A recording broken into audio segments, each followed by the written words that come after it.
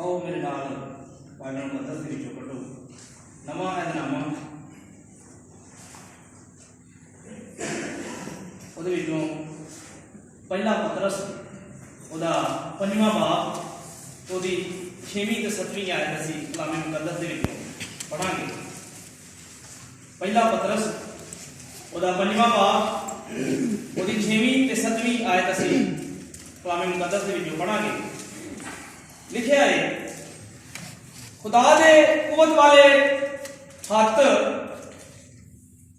दे हेठ रहो तां जो वो तुहानू वेले सर उच्चा करे ते अपना सारा फिक्र उसे उत्ते सुट दिओ क्यों जो ओनू तुहाडा फिक्र खुदा दे कलाम दे पढ़े ते सुने जाने दी बरकत होवे। आमीन। 2015 ते इंडिया के मुल्क के नाल ताल्लुक रखने वाला एक खुदा दा खादम पादरी साइमन नैयर अपनी गवाही दसदा है पिया कि मैं एक ऐसा बंदा वां कि जेड़ा ना ते घर दे जीआं नूं खलोण देंदा पिया ते ना बाहर दे लोकां नूं खलोण देंदा है पिया। ਉਹਦੀ ਤਬੀਅਤ ਇਸ ਤਰ੍ਹਾਂ ਦੀ ਹੈ ਕਿ ਉਹਦੀ ਤਬੀਅਤ ਦੇ ਵਿੱਚ ਹਲੀਮੀਪਨ ਕੋ ਨਹੀਂ। ਉਹ ਹਰ ਬੰਦੇ ਨੂੰ ਇਹ ਇਸ ਤਰ੍ਹਾਂ ਕਰਦਾ ਹੈ ਪਿਆ ਕਿ ਉਹਨੂੰ ਕਿਸੇ ਨਾ ਕਿਸੇ ਤਰ੍ਹਾਂ ਜ਼ਲੀਲ ਕੀਤਾ ਜਾਵੇ। ਉਹਦਾ ਜ਼ਿਹਨ ਇਹ ਹੈ ਕਿ ਕਿਸੇ ਨਾ ਕਿਸੇ ਤਰ੍ਹਾਂ ਕਿਸੇ ਬੰਦੇ ਨੂੰ ਤੰਗ ਕੀਤਾ ਜਾਵੇ।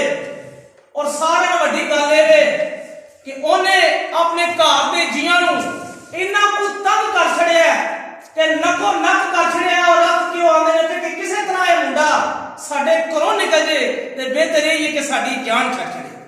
वो दसदे ने भाई कि मेरा जदों ब्याह होया ते मैं अपनी बीवी नूं भी इन्ना कुछ तंग कर दिता कि मेरी बीवी मेरे तो तंग हो के ते अपने घर वापस तुर जाती सी।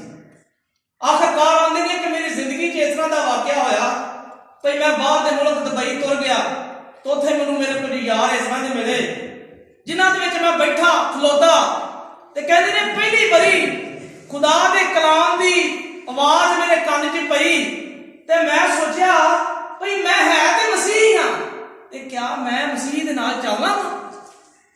उन्हां सोचा कि भई मैं है ते मसीह हां पर मैं मानना मसीह नूं। जदों उन्हां ज़हन च सोचा ते कहंदे ने मेरा ज़हन इक वारी काम कीता कि एक ऐसा आला भी है एक ऐसा खुदा दा कलाम भी है जिहड़ा जिंदगी नूं बदलदा क्यों ना। बड़ी जिंदगी लंघ गई है इन्ना जवान हो गया कदी इहनूं पढ़ के नहीं वेखिया इहनूं पढ़ा ते सही इहदे विच है की।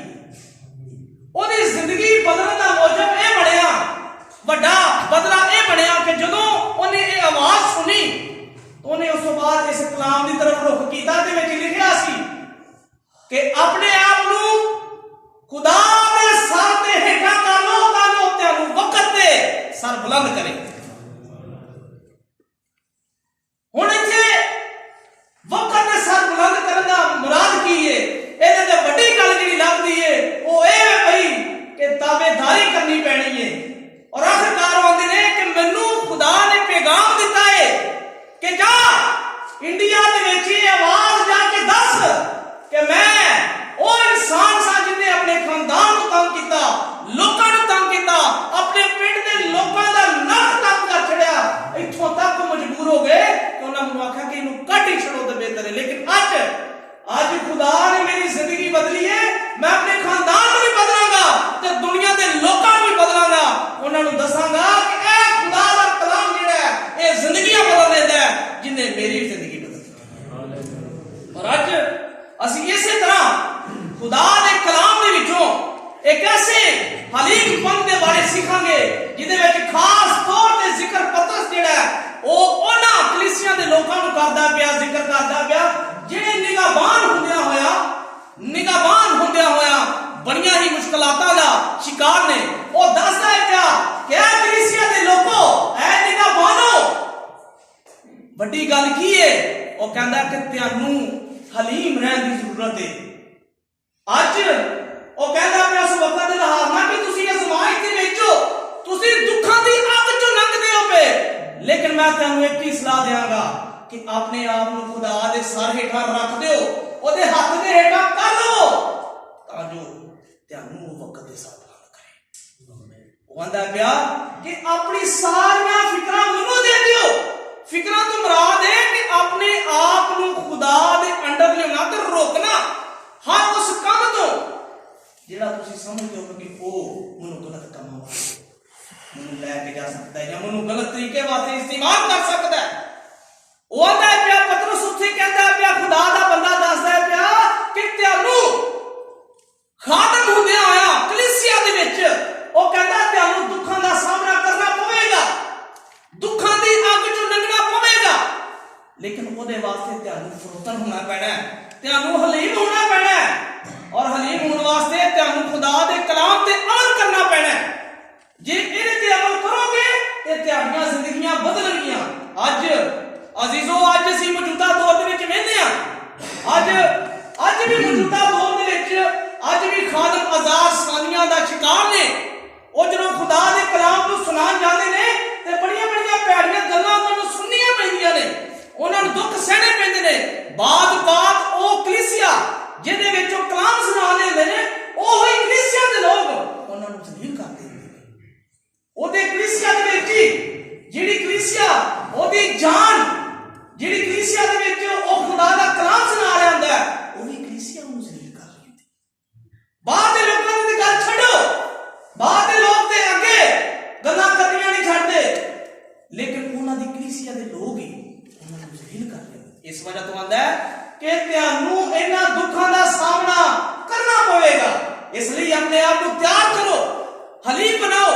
ਅਗਰ ਇਹਨਾਂ ਦੁੱਖਾਂ 'ਚ ਫਸ ਚੁੱਕੇ ਹੋ ਤੇ ਕਹਿੰਦਾ ਫਿਕਰਾਂ ਖੁਦਾ ਦੇ ਉੱਤੇ ਸੁੱਟ ਦੇ, ਉਹ ਤੁਹਾਨੂੰ ਵਕਤ ਦੇ ਸਰ ਬੁਲੰਦ ਕਰੇ। ਦੂਜੀ ਗੱਲ, ਅਗਰ ਅੱਜ ਦੇ ਮੌਜੂਦਾ ਦੌਰ ਦਾ ਹਿਸਾਬ ਲਾਇਆ ਜਾਏ, ਅੱਜ ਅਸੀਂ ਵੀ ਗੁਜਰਾਂਵਾਲਾ ਥੋਲੋਜੀਕਲ ਸੈਮੀਨਰੀ ਦੇ ਵਿੱਚ ਖਾਦਮ ਬਣਨ ਆਇਆ, ਖਾਦਮਾ ਬਣਨ ਆਇਆ, ਤੇ ਸਾਨੂੰ ਵੀ ਇਸ ਚੀਜ਼ ਦਾ ਖਿਆਲ ਰੱਖਣਾ ਚਾਹੀਦਾ ਕਿ ਆਉਣ ਵਾਲੇ ਵਕਤ 'ਚ ਸਾਨੂੰ ਵੀ ਇਹਨਾਂ ਮੁਸ਼ਕਲਾਂ ਦੇ ਵਿੱਚੋਂ ਗੁਜ਼ਰਨਾ ਪੈਣਾ ਹੈ। ਤੇ ਇਹਦੇ ਵਾਸਤੇ ਪਤਰਸ ਕੀ ਕਹਿੰਦਾ ਪਿਆ? ਪਤਰਸ ਯਾਦ ਦਵਾਉਂਦਾ ਪਿਆ ਤੇ ਦੱਸਦਾ ਪਿਆ ਕਿ ਤਿਆਰ ਹੋ ਜਾਓ ਦੁੱਖਾਂ ਦੀ ਅੱਗ ਦੇ ਵਿੱਚੋਂ ਲੰਘਣ ਵਾਸਤੇ। ਕਹਿੰਦਾ ਦੁੱਖਾਂ ਦੀ ਅੱਗ ਦੇ ਵਿੱਚੋਂ ਲੰਘਣ ਵਾਸਤੇ ਤਿਆਰ ਹੋ ਜਾਓ ਤੇ ਆਪਣੀਆਂ ਫਿਕਰਾਂ ਸਿਰਫ ਉਹਦੇ ਉੱਤੇ ਸੁੱਟੀਆਂ ਨੇ, ਬੰਦੇ ਤੇ ਨਾ ਸੁੱਟਿਆ ਜੇ। ਇਹਦਾ ਮਤਲਬ ਇਹ ਹੈ ਕਿ ਬੰਦੇ ਧੋਖਾ ਦੇ ਜਾਂਦੇ ਨੇ, ਖੁਦਾ ਕਦੇ ਵੀ ਧੋਖਾ ਨਹੀਂ ਦਿੰਦਾ, ਖੁਦਾ ਕਦੀ ਵੀ ਧੋਖਾ ਨਹੀਂ ਦਿੰਦਾ।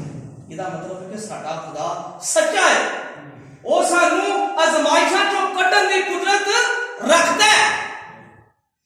ਡਾਕਟਰ ਥੋਮਸ ਆਂਦਾ ਹੈ ਪਿਆ ਕਿ ਇਹ ਆਇਤਾਂ ਸਾਨੂੰ ਕੋਈ ਨਵਾਂ ਸਬਕ ਨਹੀਂ ਦਿੰਦੀਆਂ। ਡਾਕਟਰ ਥੋਮਸ ਆਂਦਾ ਇਹ ਆਇਤਾਂ ਸਾਨੂੰ ਦੱਸਦੀਆਂ ਨੇ ਪਈਆਂ ਕਿ ਆਪਣੇ ਆਪ ਨੂੰ ਆਜਜ਼ ਕਿਵੇਂ ਕਰਨਾ ਹੈ, ਆਪਣੀਆਂ ਫਿਕਰਾਂ ਉਹਦੇ ਕਿਵੇਂ ਸੁਣਨੀਆਂ ਨੇ। ਉਹਦੇ ਵਾਸਤੇ ਉਹ ਆਂਦਾ ਹੈ ਕਿ ਆਪਣੇ ਆਪ ਨੂੰ ਚੁੱਪ ਕਰਕੇ ਸਿਰ ਥੱਲੇ ਝੁਕਾਓ ਤੇ ਉਹਦੇ ਅੱਗੇ ਦੁਆ ਕਰੋ ਕਿ ਇਹ ਖੁਦਾਵੰਦ ਦਾ ਜਿਹੜੀਆਂ ਅਜ਼ਮਾਇਸ਼ਾਂ ਨੇ, ਇਹ ਮੁਸ਼ਕਲਾਂ ਨੇ, ਇਹ ਜਿਹੜੀਆਂ ਫਿਕਰਾਂ ਮੇਰੇ ਜ਼ਿਹਨ 'ਚ ਆਈਆਂ ਨੇ, ਇਹਨਾਂ ਸਾਰਿਆਂ ਨੂੰ ਦੂਰ ਤੂੰ ਕਰੇਗਾ। ਇਹਨਾਂ ਨੂੰ ਮੈਂ ਆਪਣੇ ਵਿੱਚੋਂ ਕੱਢ ਕੇ ਤੇ ਮੈਂ ਦੁਆ ਕਰਦਾ ਕਿ ਇਹਨਾਂ ਨੂੰ ਦੂਰ ਕਰ ਦੇ, ਔਰ ਮੇਰਾ ਸਿਰਫ ਈਮਾਨ ਤੇਰੇ ਤੇ ਵੇ ਕਿ ਮੈਂ ਹਲੀਮ ਬਣਾਂਗਾ ਤੇ ਉਹ ਮੈਂ ਤੇਰੇ ਕਲਾਮ ਨੂੰ ਆਪਣੀ ਜ਼ਿੰਦਗੀ 'ਚ ਲੈ ਕੇ ਬਣਾਂਗਾ। ਔਰ ਇਸ ਤੋਂ ਬਰਅਕਸ ਮੈਂ ਇਹ ਚਾਹਨਾ ਵਾਂ ਕਿ ਤੂੰ ਮੇਰੇ ਨਾਲ ਹੋਵੇਂ, ਔਰ ਮੇਰਾ ਈਮਾਨ ਹੈ ਕਿ ਤੂੰ ਮੇਰੇ ਨਾਲ ਹੈ ਕਿ ਤੂੰ ਮੈਨੂੰ ਆਜ਼ਾਦ ਕਰੇਗਾ। ਮੈਂ ਅਜ਼ਮਾਇਸ਼ਾਂ ਆਪਣੀਆਂ ਜਿਹੜੀਆਂ ਜਿਨ੍ਹਾਂ ਦੁੱਖਾਂ 'ਚ ਲੰਘਣਾ ਵਾ ਪਿਆ, ਮੈਨੂੰ ਈਮਾਨ ਹੈ ਕਿ ਮੇਰੀਆਂ ਫਿਕਰਾਂ ਜਦੋਂ ਤੇਰੇ ਉੱਤੇ ਨੇ ਕਿ ਤੂੰ ਮੈਨੂੰ ਜ਼ਰੂਰ ਆਜ਼ਾਦ ਕਰੇਗਾ, ਮੈਨੂੰ ਦੁੱਖਾਂ ਦੀ ਅੱਗਾਂ ਦੇ ਵਿੱਚੋਂ ਕੱਢੇਗਾ। अपना सिर ओदे हाथ दे थले रख दो। सिर थले रखने का मतलब है कि जिवें एक कुकड़ी जिहड़ी मुर्गी जिहड़ी वो अपने बच्चों नूं परां दे हेठां लै आउंदी है, इस तरह तुहानूं भी अपने खुदा दे हाथ दे थले आउणा पैना। जे ओदे हाथ दे थले आओगे ते जिहड़ी ओदी परां दी छां है ਤੁਹਾਡੇ ਉੱਤੇ ਜਦੋਂ ਸਾਇਆ ਕਰੇਗੀ ਤੇ ਤੁਹਾਡੇ ਉੱਤੇ ਕੋਈ ਵੀ ਮੁਸ਼ਕਲ ਨਹੀਂ ਆਏਗੀ। ਉਹ ਜਿਹੜੀਆਂ ਉਹਨਾਂ ਦੀਆਂ ਮੁਸ਼ਕਲਾਂ ਨੇ ਖੁਦਾ ਫਟ ਕੇ ਬਾਹਰ ਕਰ ਦੇਗਾ। ਉਹ ਜਿਹੜੀਆਂ ਉਹਨਾਂ ਦੀਆਂ ਮੁਸ਼ਕਲਾਂ ਨੇ ਖੁਦਾ ਉਹਨਾਂ ਨੂੰ ਪਹਿਲਾਂ ਹੀ ਉਹਨਾਂ ਤੋਂ ਤੁਹਾਨੂੰ ਆਜ਼ਾਦ ਕਰ ਦੇਗਾ, ਬਸ਼ਰਤੇ ਕਿ ਜੇ ਤੁਸੀਂ ਖੁਦਾ ਦੇ ਨਾਲ ਚੱਲੋ। ਖੁਦਾ ਕਹਿੰਦਾ ਉਹ ਨਾਲੇ ਵੀ ਆਂਦਾ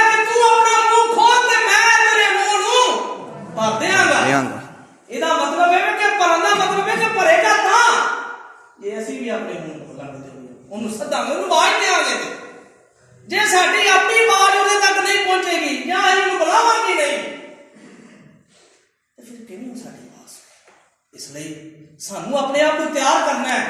अज गुजरांवाला थियोलॉजिकल सैमिनरी दे विच अज असीं खुदा दे खादम ते खादमा बनने वास्ते आए हां ते इहदे वास्ते मेरे भैणों ते भराओ सानू अपने आप को तैयार करना पैना है। और तैयार किस चीज वास्ते करना पैना है? तैयार इस चीज वास्ते करना पैना है कि असीं आने वाली आजमाइशां आने वाली मुश्किलात उन्हां दे विचों लंघण वास्ते असीं अपने आप को तैयार कर लईए। पहला तो तैयार कर लीए, सोच लीए कि ये मुश्किलां आनियां ने, इन्हां दुखां दी अग्गां चों लंघना पैना है। इहदे वास्ते सानू अपने आप को तैयार करना। जे असीं राह तो खुंझ के असीं राहां अपणियां तो परां हट के ते जिहड़ियां मंजिलां वास्ते असीं कोशिश करने आ पे, जिहड़ियां मंजिलां नूं पाउण वास्ते असीं तको करने आ पे, दौड़ा लाने आ पे, ਉਹ ਮੰਜ਼ਲਾਂ ਸਾਡੇ ਕੋਲ ਖੁੰਝ ਜਾਣਗੀਆਂ। ਉਹ ਮੰਜ਼ਲਾਂ ਸਾਨੂੰ ਨਹੀਂ ਜੇ ਮਿਲਦੀਆਂ। ਇਹ ਮੰਜ਼ਲਾਂ ਮਿਲਦੀਆਂ ਨੇ ਦੌੜਨ ਦੇ ਨਾਲ, ਉਹਦੇ ਕੋਲ ਜਾਣ ਨਾਲ। ਪਲੂਸ ਆਂਦਾ ਪਿਆ ਕਿ ਆਪਣੇ ਗੋਲ ਵੱਲ ਤੱਕਦੇ ਰਹੋ। ਇਸ ਵਜ੍ਹਾ ਤੋਂ ਸਾਨੂੰ ਵੀ ਉਸ ਗੋਲ ਵੱਲ ਤੱਕਣ ਦੀ ਲੋੜ ਹੈ। ਉਸ ਗੋਲ ਵੱਲ ਵੇਖਣ ਦੀ ਲੋੜ ਹੈ। ਉਸ ਗੋਲ ਵੱਲ ਜਦੋਂ ਦੌੜਾਂਗੇ, ਉਹਦੇ ਵੱਲ ਧਿਆਨ ਕਰੇ ਰੱਖਾਂਗੇ तो फिर फिक्र होएगी कि ओ सामने गोल नजर आंदा पिया, ओ निशान सामने नजर आंदा पिया। इस वजह तो दुखां नूं वेखना है पे इन्हां नूं लंघना ते हैगा, ये दरिया है, ये समंदर है। फिक्र खुदा नूं छोड़ दे तो बस ओहदे अल चली जाओ, खुदा आजाद करेगा, फिक्रां दे विचों कढ देगा। सिर्फ रहना ओहदे हत्थ दे थल्ले। खुदा सानू सारियां नूं इस कलाम दे वसीले बरकत दे। आमीन। आखिर ते मेरी दरखास्त है प्रिंसीपल मैडम नशीन अगे कि वो दुआ मेहरबानी और बरकत के कलमात के नाल जमात को रुख सकता।